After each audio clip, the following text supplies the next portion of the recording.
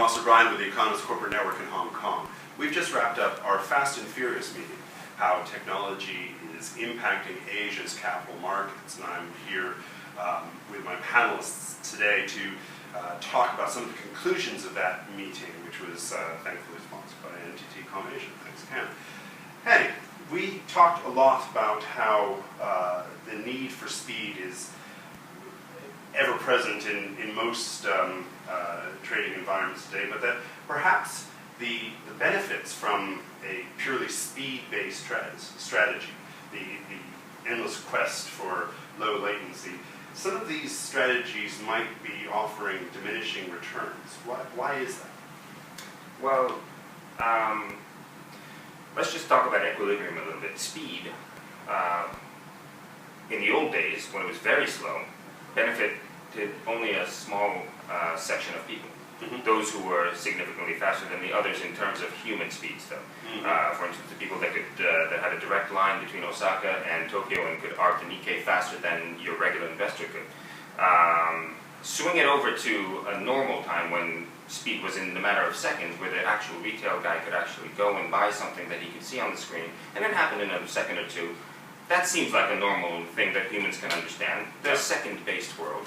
And then the pendulum swung way to the right, where trading can happen now in the microsecond zone. We're getting closer to the speed of light now. Right. And that, again, is only benefiting a small section of people again. So I believe in this whole speed game, there is an equilibrium, and we've swung actually beyond the equilibrium that benefits everyone. And why are there diminishing returns? There's that section of people who need that speed, are all fighting for a particular slice of the pie, and the more people that discover this strategy and enter into this game, this arms race, is the more this pie has to be shared amongst certain people, so the margins are diminishing. Right.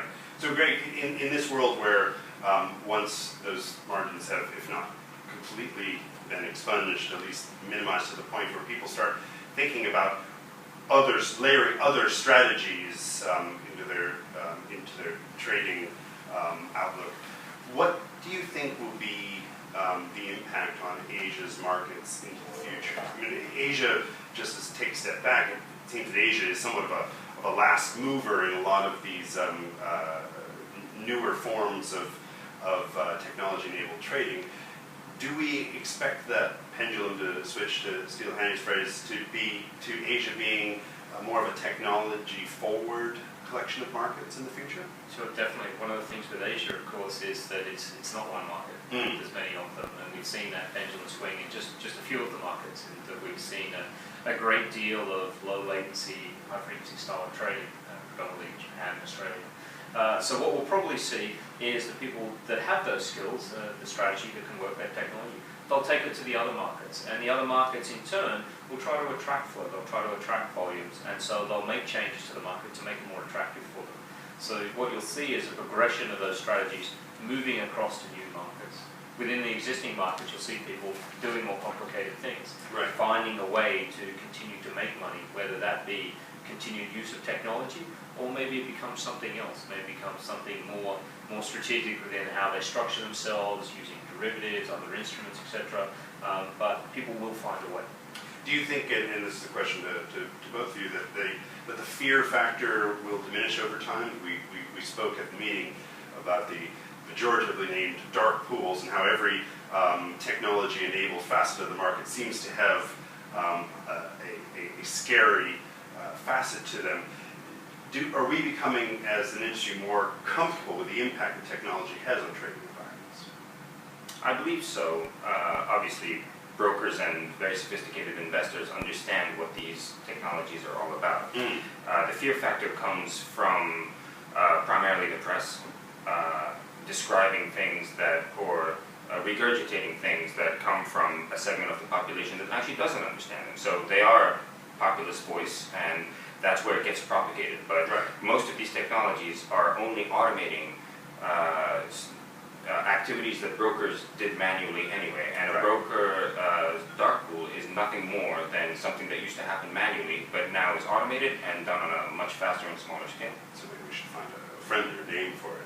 Now, Cam, from your perspective, you're as the enabler of the underlying technologies, what do you see happening in Asia that might be distinct and different than what has happened in more fragmented trading environments like the U.S., which has been sort of at the forefront of a lot of these high-speed strategies, and in part because of the very fractured and non-monopolistic way that the U.S. market works.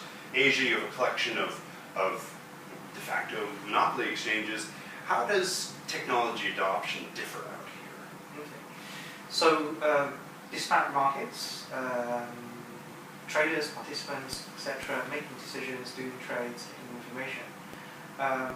From the entity commerce perspective, it's common to all in the sense that the decision and the information right on the common infrastructure. Mm-hmm. So this common infrastructure that glues, that enables cooperation between the markets, can be used quickly, speedily, or it can be used slowly. But the essence of the infrastructure that connects these markets together is the transportation, communication of information. Going forward, if we do see a greater cooperation between the exchanges rather than the amalgamation of exchanges going forward, this cooperation would infer a greater quantity of information flow. Whether that's going to turn into like a social media type setup, I don't know. But given that there is going to be an increased cooperation, increased information flow, then there's going to be more reliance on the fact that the communication of this is more reliable and more stable. Right.